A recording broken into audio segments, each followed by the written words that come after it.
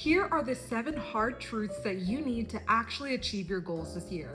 Number 1, determine that it's going to happen. No ifs, ands, or buts, and no plan B.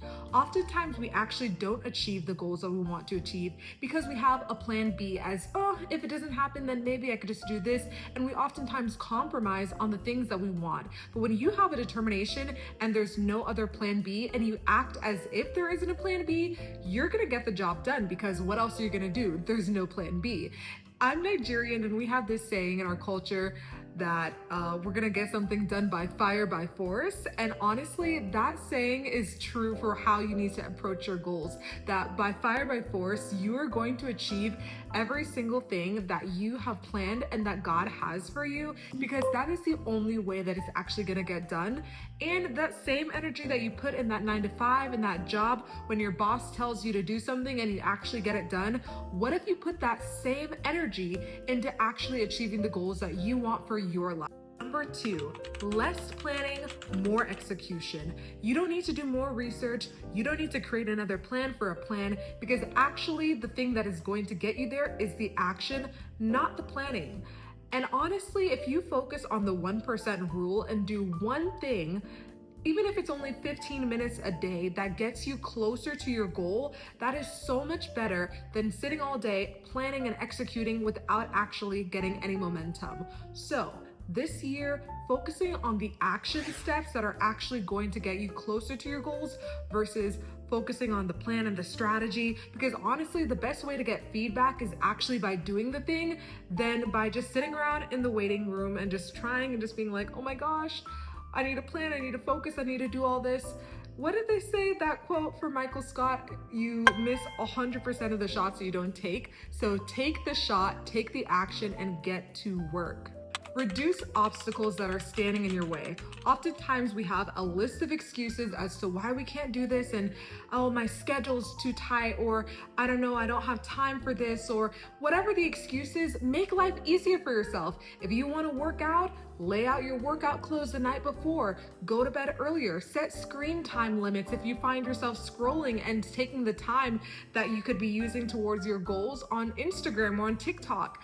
Figure out a way that can actually work for you, that whatever barrier that you have, if you're triggered by sweets, please stop buying it. Like, make your life simpler and make it to where it is literally impossible not to actually achieve your goals, because every barrier and every excuse you find are back to what I said in the first point about when you have no plan B, you will find a way, because when there's a will, there's a way, and you can get creative and ask your chat GPT if you'd be like, hey, this is my schedule, this is my life, like what can I do? Find a way. It's 2026. There are so many practical ways that you can avoid making excuses for yourself and finding creative ways to make your life easier to actually achieve the goals that you want to achieve. Number 4 is habit stacking. So habit stacking is taking a habit or a routine that you already do and adding a new routine that you want to do on top of that habit. So for example, let's say that you want to start reading more books. So you can take that time that you're using to clean around the house and maybe listen to an audiobook while you're cleaning. So it's about making things practical for yourself and building on the habits so that you don't have any excuses, like I said earlier. So you can even say, for example, you want to start getting more steps in.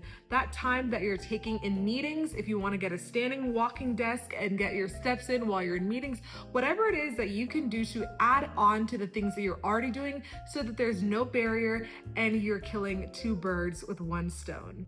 Number 5, take accountability when setbacks come. So one thing that's so important is to realize that you're gonna make some mistakes. You're gonna, you're building a new life, you're building new goals. And if you mess up, that's okay. Take accountability and say, hey, what was my part in this situation? How could I do better, and try again?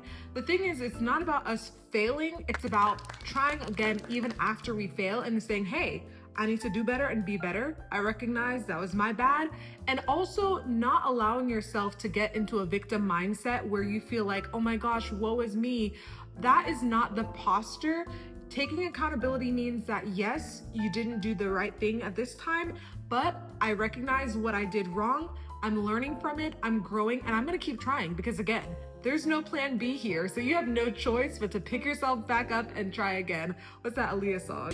Dust yourself off and try again. Number 6, check in with yourself daily or weekly and adjust accordingly. So in order for you to feel like you're actually making progress, you have to say, hey, what am I doing? Let's take an analysis and take a step back. Am I getting closer? Am I getting further away?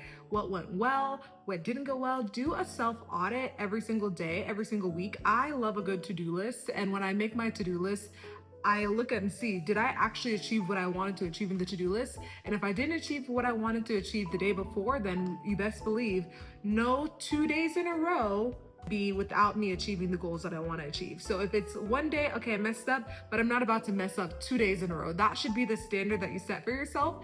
And every single week you'll see, hey, do we need to adjust the plan? Are we getting further? Are we getting away? What has worked? What's not working? But that weekly and daily check-in is what's going to help you make sure that you're staying on track.